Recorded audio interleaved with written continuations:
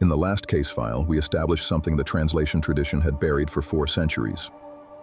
The Hebrew word Nephilim, the word sitting untranslated in your Bible at Genesis 6:4, does not mean giants. Its root is naphal, to fall, to descend.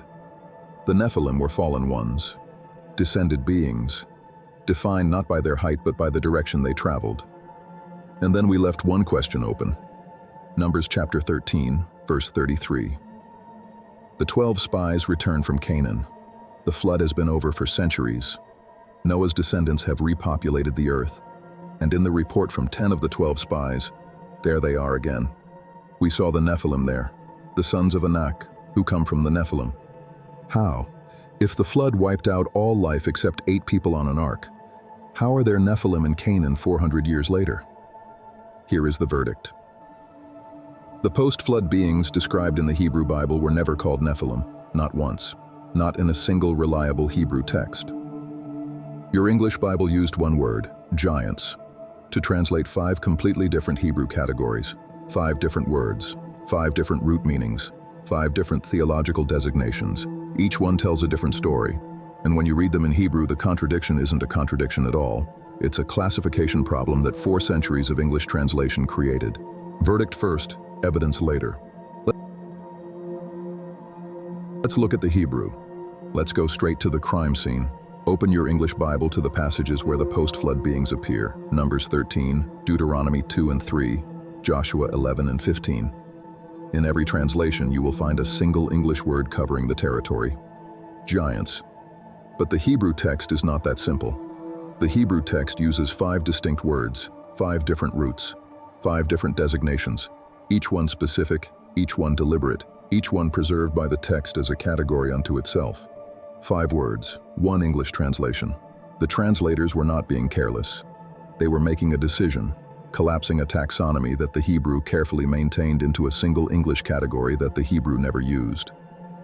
And in doing so, they created the flood contradiction that has puzzled Bible readers for 4 centuries. Because once you restore the 5-word taxonomy, the question changes. The question is no longer, how did the Nephilim survive the flood? The question becomes, were the beings described after the flood ever called Nephilim to begin with? And the Hebrew answers that question with surgical precision. But here is the part that translators hid from you. One of these 5 words appears not only among the living, but also among the dead. And that is the exhibit that changes everything. Start with the Anakim. The word is Anakim and it means sons of Anak. That is the entire designation.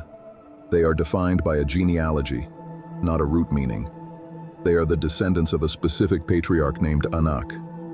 And the Hebrew text traces that genealogy, not vaguely, not symbolically, with specific names, specific cities, specific territorial assignments. Joshua 15:13 tells us that Anak was the son of Arba. Arba was the greatest man among the Anakim. The city of Hebron was formerly called Kiriath Arba, named after him, a city that still exists today.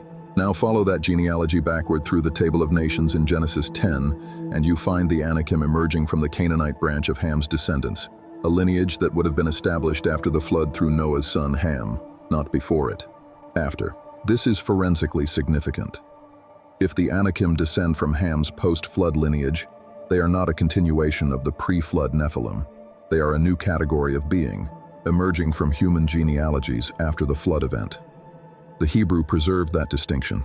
The English translation erased it. Numbers 13:33, the 10 spies report, says the sons of Anak come from the Nephilim.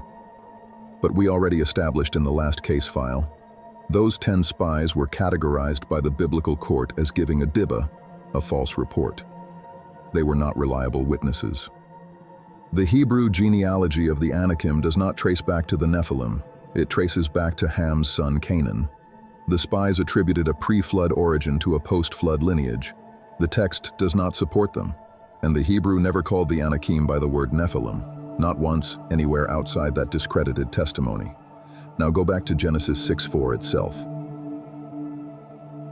Because here is something the translation flattened that the Hebrew text preserved inside the very verse that introduced the flood narrative.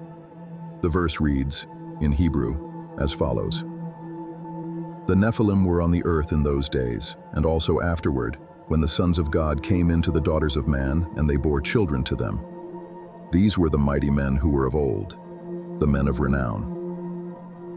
Two different Hebrew designations in the same verse, and they are not the same category. The word Gibborim comes from the root gabar, meaning to prevail, to be mighty, to have strength. It is the word for warriors, champions, extraordinary men of power. The Hebrew Bible uses Gibborim for human warriors of exceptional capability. David's mighty men were Gibborim. Boaz was a Gibborim. The word carries military and social weight, not supernatural origin. Genesis 6:4 is not describing one category of being. It is describing two: the Nephilim, the fallen ones, the descended celestial beings, and the Gibborim, the mighty men, the human warriors of renown who emerged in the same period. The verse is telling us that both categories existed in the antediluvian world. Your English translation gave you one word, mighty men, for Gibborim, which is actually close to correct. But then it turned around and gave you giants for every post-flood being that appears in Deuteronomy and Joshua, erasing the fact that those post-flood beings are never called Nephilim and never called Gibborim in Hebrew. They are called something else entirely, something the translation tradition was not prepared to explain. This is the exhibit that changes everything. The word is Rephaim. It appears throughout the post-flood narrative as a designation for large, powerful beings living in specific territories east of the Jordan. Deuteronomy chapter 2 describes them as great and numerous, as tall as the Anakim. Og, the king of Bashan, one of the last Rephaim remaining, is described in Deuteronomy 3 as having a bed of iron 9 cubits long. These are living, breathing, territorial rulers. That is the Rephaim in the physical realm: warriors, kings, inhabitants of identifiable territories. So far, the giant reading holds. But now open the book of Isaiah, chapter 14, verse 9. Sheol beneath is stirred up to meet you at your coming. It rouses the Rephaim to greet you, all who were leaders of the earth. The Rephaim are in Sheol, the realm of the dead, and they are not described as the spirits of humans who died. They are described as a distinct category of inhabitant already present there, already occupying the underworld as a class of being. Job 26:5. The Rephaim tremble beneath the waters and their inhabitants. Proverbs 9:18. Her guests are in the depths of Sheol. The Rephaim are there. Psalm 88:10. Do you work wonders for the dead? Do the Rephaim rise up to praise you? One Hebrew word, two realms of existence. The same beings appear as living warriors in Deuteronomy and as inhabitants of Sheol in the poetic literature. Now sit with this for a moment. The ancient Hebrew understanding of the Rephaim was not simply that they were tall people.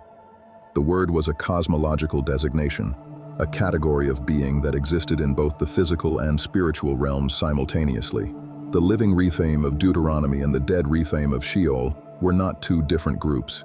They were the same category of being, understood by the Hebrew-speaking world to inhabit both planes of existence. That is not a giant, that is a theology. And your English Bible translated it with one word and moved on. Before the final two exhibits, and these are the ones the translation tradition went furthest out of its way to obscure, if this investigation is unlocking something for you, subscribe right now. Because the last two Hebrew words in this taxonomy reveal that even Israel's neighboring nations had their own names for these beings, and the Hebrew preserved all of them. That tells us something about the ancient world that the English Bible completely erased. Don't close this case file yet. Deuteronomy chapter 2 contains something no other passage in the Hebrew Bible contains: a comparative ethnography of post-flood beings, written from the perspective of Moses, explaining to the Israelites that the territories around them had been occupied by similar beings, known by different names in different nations. Verse 10. The Emim formerly lived there, a people great and many, and tall as the Anakim. Like the Anakim, they are also counted as Rephaim, but the Moabites call them Emim. Verse 20. It is also counted as a land of Rephaim. Rephaim formerly lived there, but the Ammonites call them Zamzummim. The Hebrew text is doing something remarkable here. It is telling us, explicitly in the narrative, that different nations had different names for beings the Hebrew called Rephaim. The Moabites called them Emim, from the root ima, terror, dread, horror. The Ammonites called them Zamzummim, a word rooted in zamam, to plot, to scheme, or possibly onomatopoeic, for a foreign language the Ammonites could not understand. Pause on that. The biblical text is acknowledging that Israel's neighboring nations, Moab and Ammon, had their own independent classifications for these beings. Classifications the Hebrews did not invent. Classifications that existed across multiple ancient Near Eastern cultures. And the Hebrew text preserved all of those names rather than collapsing them into one. Your English Bible took that 5-word taxonomy and replaced it with one English word, one. For 5 different designations, preserved across multiple linguistic traditions, over multiple centuries, in multiple nations. That is not translation. That is reduction. Here is what the evidence shows. The post-flood beings described in the Hebrew Bible were never given a single unified designation. The Hebrew text maintained a precise taxonomy, 5 separate categories, 5 separate roots, 5 separate theological designations, each preserved deliberately, each carrying distinct information about the nature, origin, and fate of the beings it described. The Anakim descended from a specific post-flood genealogy traceable through the Table of Nations. The Gibborim were human warriors of exceptional power, present before the flood, but never confused with the Nephilim in the Hebrew text. The Rephaim were a cosmological category, present among the living in Deuteronomy, and present among the dead in Sheol, a theology the ancient world maintained across multiple literary traditions. The Emim and Zamzummim were the same category of being, known by different names in Moab and Ammon, preserved by the Hebrew text as an acknowledgement that this phenomenon was cross-cultural, not uniquely Israelite. The flood contradiction was never in the Hebrew, it was created by the English. When the Septuagint translators chose Gigantes for Nephilim, and Jerome's Vulgate preserved it as Gigantes, and the English translations inherited that choice, the taxonomic architecture of the Hebrew text collapsed. 5 categories became one. Distinct theological designations became a physical measurement, and 4 centuries of English-speaking Bible readers were left with a contradiction the original text never contained. The Nephilim were the fallen ones, beings defined by their descent from the celestial to the terrestrial. The flood ended them. The post-flood world was populated not by Nephilim, but by Anakim, Rephaim, Emim, and Zamzummim, categories the Hebrew preserved with precision, categories your English Bible compressed into a single word, and categories whose theological weight has been sitting in the original text, waiting for someone to read it in the language it was written in. Your Bible gave you one word, the Hebrew gave you 5, and the 5 words tell a story the one word never could. Case closed. Now, of the 5 Hebrew categories we just opened, the Rephaim left one question on the table. If these beings exist in both the physical world and in Sheol, what does the Hebrew text say happens to them after they die? Because the book of Job has an answer, and it connects directly to something happening in Isaiah 14 that most English readers completely miss. Because the Hebrew word used for what descends into Sheol is the same word used for the morning star. That case file is already open right here on your screen. Click it. Let's keep digging.